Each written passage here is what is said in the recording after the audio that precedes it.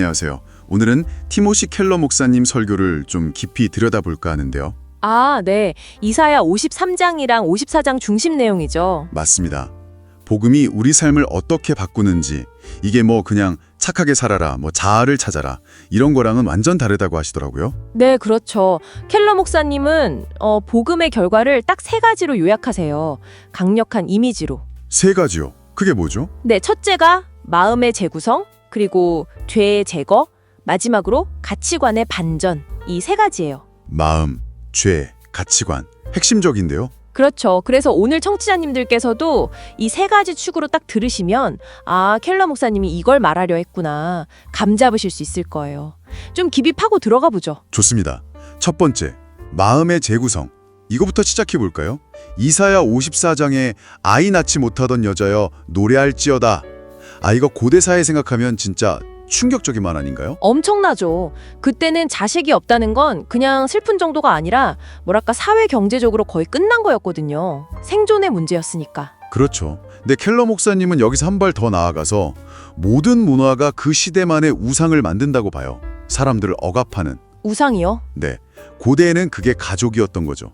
그래서 라헬처럼 애 못 낳으면 나 죽겠다 막 이렇게 절규하게 만들고. 아, 근데 지금 뭐 현대 서구 문화는 어때요? 외모, 경력, 돈 이런 개인 자산이 우상이 돼서 계속 비교하고 압박하고 결국 똑같다는 거죠. 시대만 다르지 이거 없으면 넌 별 볼 일 없어. 이 메시지가 계속 우리 마음을 누른다는 거네요. 맞습니다. 근데 복음이 여기서 자유를 준다. 그 연결고리가 궁금한데요.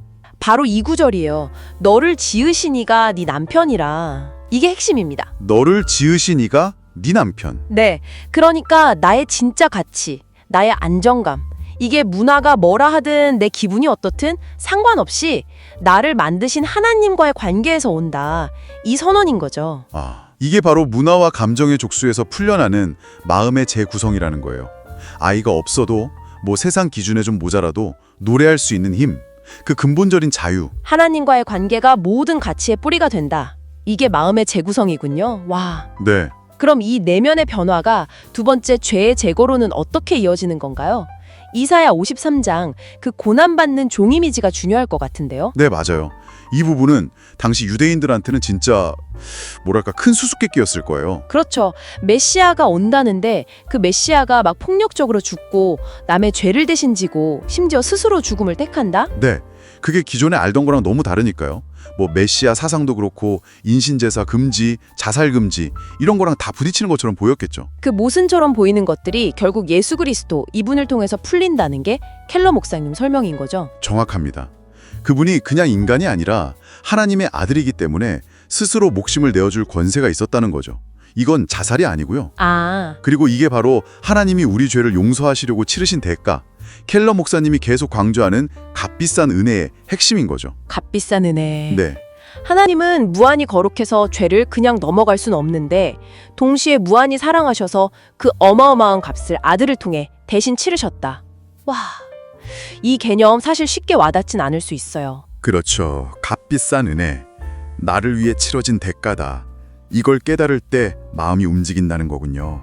그 에티오피아 내시가 이사야서 읽다가 변화된 것처럼요. 바로 그거예요. 이 대속적 죽음, 그러니까 대신 죽으셨다는 의미를 정말 깊이 깨달으면요. 두 가지가 사라져요. 교만이랑 자기 비하. 교만이요? 또 자기 비하? 네. 내 죄가 얼마나 심각했으면 하나님 아들이 죽어야 했나 이걸 아니까 겸손해지죠. 근데 동시에 그런 나를 위해 하나님이 목숨을 버리셨다는 사실에서 오는 그 엄청난 가치와 담대함, 이것도 같이 얻는 거예요. 와, 죄책감이나 열등감도 녹이고 반대로 우월감도 녹이고 대단한 힘인데요. 그렇죠. 그게 죄의 제거가 가져오는 결과예요. 그럼 마음이 재구성되고 죄 문제가 해결되면 마지막 가치관의 반전이 일어난다. 이건 어떤 변화죠? 앞에 두 개가 일어나면 뭐 자연스럽게 따라오는 건가요? 네, 맞아요. 딱 연결됩니다. 이사야 54장에 보면 보석으로 막 도시를 재건하는 이미지가 나오잖아요. 네네. 그게 그냥 건물 다시 짓는다는 뜻이 아니라 질병, 가난, 불의 이런 게 다 사라진 하나님 나라의 완전한 회복을 보여주는 거거든요. 아, 최종적인 모습. 네. 근데 여기서 중요한 건 하나님이 일하시는 방식이에요. 성경 쪽 보면 늘 그래요. 아이 못 낳던 여성, 뭐 얍삽했던 야곱, 막내 아들 다윗, 세상 기준으론 좀 약하고 부족해 보이는 사람들, 이런 이들을 통해서 하나님은 당신의 일을 하시더라고요. 아, 그렇네요. 진짜. 예수님의 삶과 죽음, 부활 자체가 그 방식의 끝판왕이죠. 이름으로써 얻고, 낮아짐으로써 높아지고, 죽음으로써 생명을 주고. 맞아요.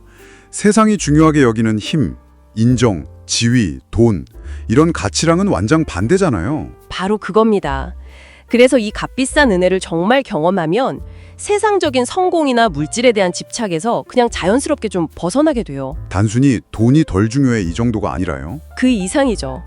인종 문제, 계급 문제, 돈, 권력, 이런 걸 보는 눈 자체가 근본적으로 달라지는 거예요. 내 시간, 내 재능, 내 돈을 더 이상 세상같이 쌓는 데 쓰지 않고 하나님 나라의 가치를 위해서 기꺼이 내어놓게 되는 것. 이게 진짜 가치관의 반전인 거죠. 와, 정리해보면 켈러 목사님이 말하는 복음의 결과는 첫째, 문화적 압박에서 우리 마음을 해방시키고 마음의 재구성. 둘째, 값비싼 은혜를 통해 죄와 왜곡된 자아상을 해결하고 죄의 제거. 마지막으로 세상과는 다른 방식으로 살게 하는 힘, 가치관의 반전. 이거네요. 네, 맞습니다. 그리고 이 세 가지가 따로 노는 게 아니라 서로 맞물려서 돌아가면서 우리를 완전히 새로운 사람으로 만들어간다. 이게 켈러 목사님 메시지의 핵심이에요. 오늘 이 이야기 들으시면서 청취자님들은 어떤 부분이 가장 마음에 와닿으셨을까요? 나를 위해 치러진 그 값비싼 은혜라는 개념? 아니면 세상이 요구하는 것들 너머에서 진짜 내 가치를 찾는다는 생각? 이게 개인적으로 어떤 의미로 다가오시는지 궁금하네요. 마지막으로 한 가지 좀 생각해 볼 지점을 던져드리고 싶어요. 네. 켈러 목사님은 이 세 가지 결과가 제대로 나타나는 사람은 우리가 흔히 나누는 뭐 보수다, 진보다, 아니면 뭐 어떤 특정 신앙 스타일이다, 이런 틀에 잘 안 갇힌다고 슬쩍 이야기하거든요. 아, 그래요? 흥미롭네요. 네. 복음이 주는 이 새로운 정체성이 어떻게 보면 되게 달라 보이는 가치들 있잖아요. 그런 것들까지 끌어안으면서 인엽이나 성향의 벽을 넘어서 살아가게 하는 힘이 될 수 있을까? 이 부분을 한번 깊이 생각해 보시면 어떨까 싶습니다.